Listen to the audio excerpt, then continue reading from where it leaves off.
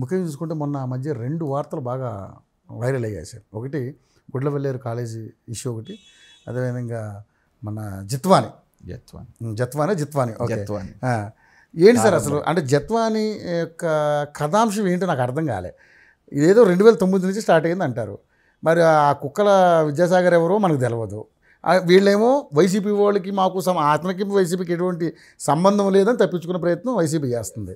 So TDP కావాలనే ఇది కక్షపూరిత రాజకీయాలు ఇవన్నీ మా మీద బురజల్లే కార్యక్రమాలు చేస్తారు, వీళ్ళు మాట్లాడుతున్నారు. సో ఏంటి అందులో నిజాలు ఏంటి అసలు? అంటే ఫస్ట్ ఆ కాదంబరి జత్వాని ఎవరు ఉన్నారు కదా, ఆ అమ్మాయి విషయం కనుక తీసుకుంటే చాలామంది జగన్మోహన్ రెడ్డి గారి పాలన స్టార్ట్ అవగానే ఈయన రాజారెడ్డి రాజ్యాంగాన్ని అమలు చేస్తున్నాడు, రాజ్యాంగాన్ని అమలు చేస్తున్నాడు అంటే మాలాంటి వాళ్ళందరం తెలుగుదేశం వాళ్ళు కొంచెం ఓవర్ చేస్తున్నారేమో, ఇంత పటిష్టమైనటువంటి రాజ్యాంగం ఉంటే దీన్ని ఉల్లంఘించి రాజారెడ్డి రాజ్యాంగాన్ని ఎలా ఇంప్లిమెంట్ చేస్తారని అనుకున్నాం. అదే వాళ్ళ తాతగారి రాజ్యాంగం, వాళ్ళ తాతగారి రాజ్యం. తర్వాత కానీ మాకు అర్థం కాల, అది నిజమేనా? నిజమే అని చెప్పి ఇలాంటి సంఘటనలు వరుసగా చూస్తున్నప్పుడు ఇప్పుడు ఈ విషయం తీసుకుంటే జరిగింది ఏంటండి, ఇది పక్కా పులివెందల సెటిల్మెంట్ అంతే కదా. అక్కడెక్కడో జిందాల్ వ్యక్తికి అతనికి ఒక ఫేవర్ చేయటం కోసం, ఎందుకంటే అతని ద్వారా వీళ్ళు ఫేవర్లు పొందుతున్నారు కాబట్టి, కడపలో ఏదో స్టీల్ ఫ్యాక్టరీ పెడతానన్నారు కాబట్టి అది పెట్టింది లేదు, చచ్చింది లేదు, స్టోన్ అయితే వేసి పెట్టారు, అక్కడ వేసి పెట్టారు. సో అతనికి ఫేవర్ చేయాలి కాబట్టి దానికి ఒక బలిపోసు, ఎందుకంటే అతన్ని ఆవిడ ఏదో వేధిస్తోంది కాబట్టి అతన్ని బయట వేయటం కోసంగా జరిగినటువంటిది పులివెందల పంచాయతీ. రాజారెడ్డి కనుకుంటే అలాంటి పంచాయతీ చేసేవాడు, ఇక్కడ జరిగింది కూడా అలాంటి పంచాయతీనే కాబట్టి రాజారెడ్డి రాజ్యాంగం అంటంలో ఏం తప్పు లేదు. ఆ కేసును విత్డ్రా చేయాలి అంటే అసలు ఎప్పుడూ ఆంధ్ర రాష్ట్రం ఎలా ఉంటుందో కూడా తెలియనటువంటి ఒక అమ్మాయిని కొండపల్లిలో ఏదో ఒక 5 ఎకరాలు కొట్టేసిందని చెప్పేసిన ఫేక్ డాక్యుమెంట్తో ఒక కేసు పెట్టి, అసలు మనవాడు ట్రాక్ రికార్డు, మనవాడు ఈ పెట్టిన కుక్కల విద్యాసాగర్ భాగవతం అంతా ఫోటోలతో సహా మనం చూసాం. అంటే వైఎస్ఆర్సీపీలో నాయకులుగా ఉండాలి అంటే ఒక క్వాలిఫికేషన్ అనేది అది పెట్టేశారు. ఏదో ఒక సందర్భంలో ఆ ఫోటో ఆ రకంగా దిగాలి అనే మనిషికి అదొక ఫోటో కూడా రిలీజ్ అవ్వాలి. ఫోటో రిలీజ్ అంటే రవి గారు మీరు నాతోటి కూడా ఇలాంటి మాటలన్నీ మాట్లాడిస్తున్నారు. అంటే ఈ విషయం మీద వైఎస్ఆర్సీపీ అనే దానికి, అంటే వైఎస్ఆర్సీపీ అంటే యువజన శ్రామిక రైతు కాంగ్రెస్ పార్టీ కదా, దానికి మంచి అబ్రివేషన్ ఇచ్చారు ఎవరు, మన త్రిపురారి గారు. ఏదది యువజన దాని అంటే శృంగార రసిక చిలిపి పార్టీ. సో ఆయనంత భావుకతతోటి మనం చెప్పలేం, కానీ నిజంగానే అనిపిస్తోంది.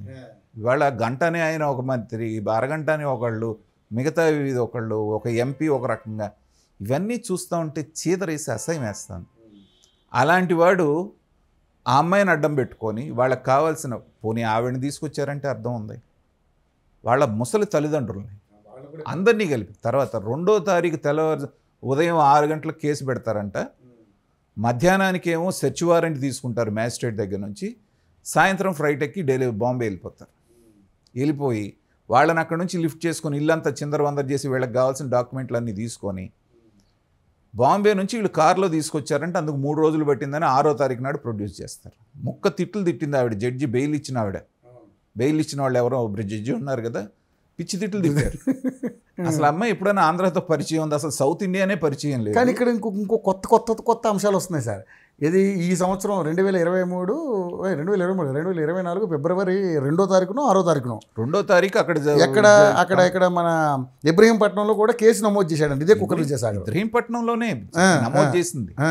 నమోదు చేసి తీసుకొచ్చి అక్కడ ఉన్న గెస్ట్ హౌస్లో ఒక వారం రోజులు పెట్టి వీళ్ళకి కావాల్సిన డాక్యుమెంట్లన్నీ ఏవైతే ఉన్నాయో వాటిని ధ్వంసం చేసి, ఏది జిందాల్ కేసులో ఉన్న డాక్యుమెంట్స్, తర్వాత వీళ్ళకి కావాల్సినట్టుగా అన్ని కాగితాల మీద, తెల్ల కాగితాల మీద సంతకాలు పెట్టుకుని అంటే అక్కడ కేసు విత్డ్రా చేసుకున్నానని రాయించుకోవటం, వీళ్ళకి కావాల్సిందంతా జరిగేటప్పటికి చేసుకోవటం అనేటువంటిది జరిగినటువంటి డ్రామా.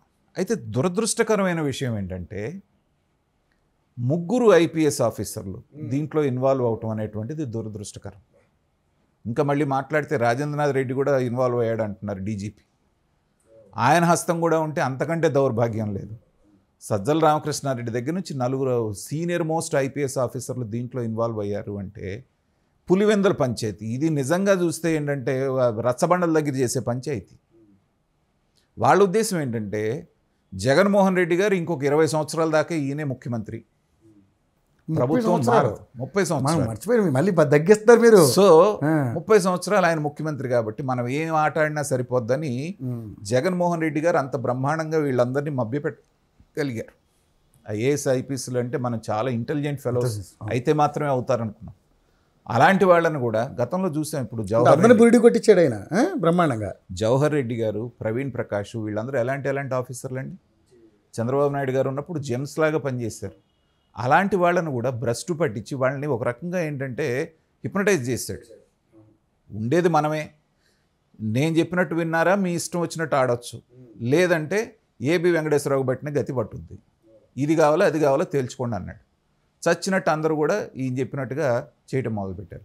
అజయ్ కల్లాం లాంటి సీనియర్ ఆఫీసర్ కూడా నిజంగా మొన్న ఎక్కడో ఇంటర్వ్యూ చూశాను, సెక్రటరేట్ అనేది రాష్ట్రానికి అవసరం లేదంట, రాజధాని అనేది అవసరం లేదంట. ఇలాంటి మాటలు అజయ్ కల్లాం లాంటి వ్యక్తి మాట్లాడుతున్నాడు అంటే జగన్మోహన్ రెడ్డి గారి ప్రభావం అంత సీనియర్ ఐఏఎస్ ఆఫీసర్ల మీద ఎంతగా ఉందనేది మీరు ఆలోచించుకోవచ్చు.